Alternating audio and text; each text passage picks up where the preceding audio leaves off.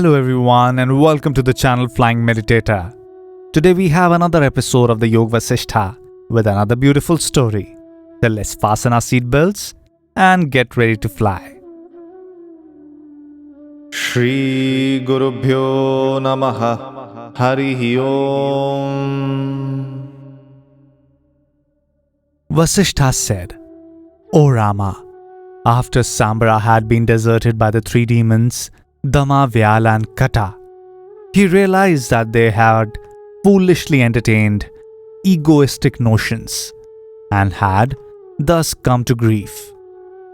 Hence he resolved to create more demons, but this time with the self-knowledge and wisdom, so that they might not fall into the same trap of ego sense. Sambhara thereupon created by his own magical powers three more demons known as Bheema, Bhas and Dridha. They were omniscient. They were endowed with self-knowledge. They were full of dispassion and sinless. They regarded the whole universe as of no more value than a blade of grass. They began to fight with the army of the gods.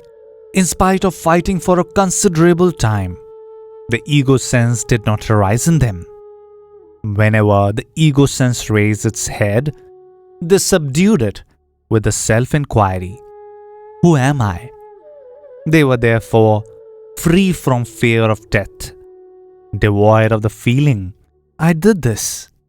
They did the work allotted to them by the Master Sambhara. The army of gods were quickly defeated by them. The gods fled to Lord Vishnu for refuge. At his command, they took up the abode in another region. After this, Lord Vishnu himself had to fight with the demon Sambhara. Slain by the god, the demon instantly reached the abode of Vishnu. Lord Vishnu also liberated the three demons, Bheema, Bhas and Dridha, who, when the body fell, became enlightened as they had no ego sense. O Rama, the conditioned mind alone is bondage, and liberation is when the mind is unconditioned. The conditioning of the mind drops away when the truth is clearly seen and realized. And when the conditioning has ceased, one's consciousness is made supremely peaceful as when the flame of a lamp is put out. To realize that the self alone is all this, whatever one may think of anywhere, is clear perception. Conditioning and mind are but words without corresponding truth. When the truth is investigated, they cease to be meaningful. This is a clear perception. When the clear perception arises, there is liberation. Dama, Vyala and Kata illustrate the mind that is conditioned by the ego sense, but Bheema, Bhas and Dridha illustrate the mind that is free from conditioning or ego sense. O Rama, do not be like the former, but be like the latter. This is the reason why I narrated the story to you. My dear and highly intelligent disciple, O Rama, they are the true heroes who have brought under control the mind which is dominated by ignorance and delusion. Such control of the mind is the only way by which one can remedy the suffering of this world appearance. I shall declare to you the quintessence of all wisdom. Listen and let it perfume your whole life. Bondage is a craving for pleasure, and its abandonment is liberation. Rama asked, Lord, the infinite consciousness is transcendental. Pray tell me how this universe exists in it. Vasishtha replied, O Rama, This universe exists in the infinite consciousness, just as a future wave exists in a calm sea, non-different in truth, but the potentiality of an apparent difference. The infinite consciousness is unmanifest, though omnipresent, even as space, though existing everywhere, is unmanifest. Just as a reflection of an object in a crystal can said to be neither real nor entirely unreal, no one can say that the universe which is reflected in the infinite consciousness is real or unreal. Again, just as space is unaffected by the clouds that float in it, the infinite consciousness is unaffected and untouched by the universe that appears in it. Just as the light is not seen except through the refracting agent, even so, the infinite consciousness is revealed through these various bodies.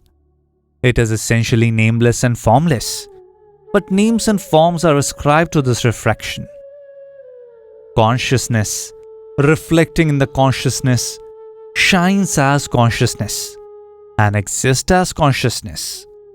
Yet, to one who is ignorant, there arises the notion that there has come into being and there exists something other than this consciousness. This consciousness is not created, nor does it perish. It is eternal and the world appearance is superimposed on it. Even as waves in relation to ocean, in that consciousness, when it is reflected within itself, there arises the I am notion, which gives rise to diversity. As space, the same consciousness enables the seed to sprout. As air, it draws a sprout. And it is where, as water, it nourishes it. As earth, it stabilizes it. And as light, the consciousness itself reveals the new life. It is a consciousness in the seed that in due course manifests as the fruit. Thus the world appearance comes and goes at the very nature of the infinite consciousness. Being non-different from the infinite consciousness, this world appearance has a mutual causal relationship with it, arises in it, exists in it, and it is absorbed in it. Though like the deep ocean, it is not agitated, yet it is agitated like the waves appearing on the surface. Even as one who is intoxicated sees himself as another person, this consciousness, becoming conscious of itself, considers itself as another. The self, the supreme Brahman, which permeates everything, is that which enables you to experience sound, taste, form, fragrance. O Rama, it is transcendental and omnipresent. It is non-dual and pure. In it, there is not even a notion of another. All these diversities, like existence and non-existence, good and evil, are vainly imagined by ignorant people.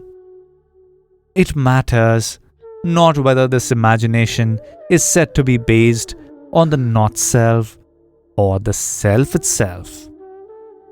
O Rama, the sense of doership, the notion that I do this, which gives rise to both happiness and unhappiness, or which gives rise to the state of yoga, is fictitious in the mind, spurred by the predisposition, endeavors to gain something. The resultant action is then attributed to oneself. When the same action leads to the experience of its fruition, the notion that I enjoy this arises. The two notions are in truth the two faces of the same notion. The wise man, even while acting in this world, is not interested in its fruits. He lets action happen in the life without attachment to those actions. And whatever be the results of those actions, he regards them as non-different from its own self. But such is not the attitude of the one who is immersed in the mental states. Whatever the mind does, that alone is action. Hence, the mind alone is the doer of action, not the body. The mind alone is the world appearance. This world appearance has arisen in it, and it rests in the mind. When the objects as well as the experiencing mind have become tranquil, consciousness alone remains. The wise declare that the mind of the enlightened is neither in a state of bliss nor devoid of bliss, neither in motion nor static, neither real nor unreal, but between these two proportions. His unconditioned consciousness blissfully plays its role in this world appearance, as if in a play. He does not even entertain the notion of liberation, nor that of bondage. He sees the self and self alone. O Rama, the absolute Brahman being omnipotent, his infinite potencies appear as this visible universe. All the diverse categories like reality, unreality, unity, diversity, beginning and end exist in that Brahman. With this, we finish today's chapter. See you again.